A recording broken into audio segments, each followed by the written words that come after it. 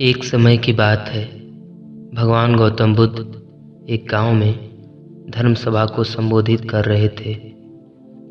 लोग अपनी विभिन्न परेशानियों को लेकर उनके पास जाते और उसका हल लेकर खुशी खुशी वहां से लौटते।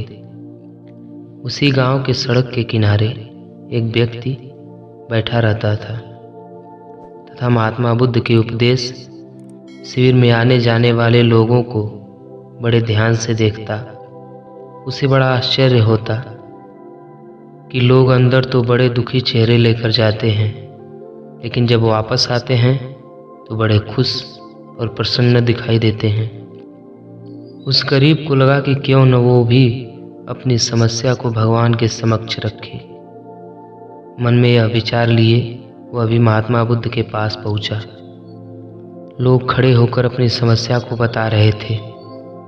जब उसकी बारी आई तो उसने सबसे पहले महात्मा बुद्ध को प्रणाम किया और फिर कहा, भगवान, इस गांव में लगभग सभी लोग खुश हैं और समृद्ध हैं, फिर मैं ही क्यों गरीब हूँ। इस पर उन्होंने मुस्कुराते हुए कहा, तुम गरीब और निर्धन इसलिए हो क्योंकि तुमने आज तक किसी को कुछ दिया ही नहीं।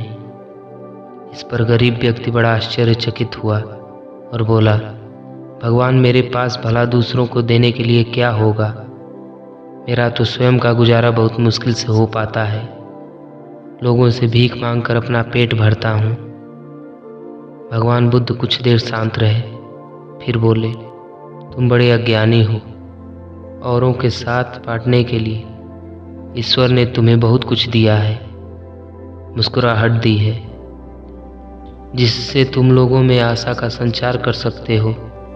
मुख दिया है ताकि लोगों से दो मीठे शब्द बोल सकते हो, उनकी प्रशंसा कर सकते हो। दो हाथ दिए हैं, लोगों की मदद कर सकते हो। ईश्वर ने जिसको ये तीन चीज़ें दी हैं वह कभी गरीब और निर्धन हो ही नहीं सकता। निर्धनता का विचार आदमी के मन में होता है, यह तो एक भ्रम है। कभी भी मन में निर्धनता का भाव उत्पन्न न होने दो, गरीबी अपने आप दूर हो जाएगी। भगवान बुद्ध का संदेश सुनकर उस आदमी का चेहरा चमक उठा और उसने इस उपदेश को अपने जीवन में उतारा, जिससे वह फिर कभी दुखी नहीं हुआ।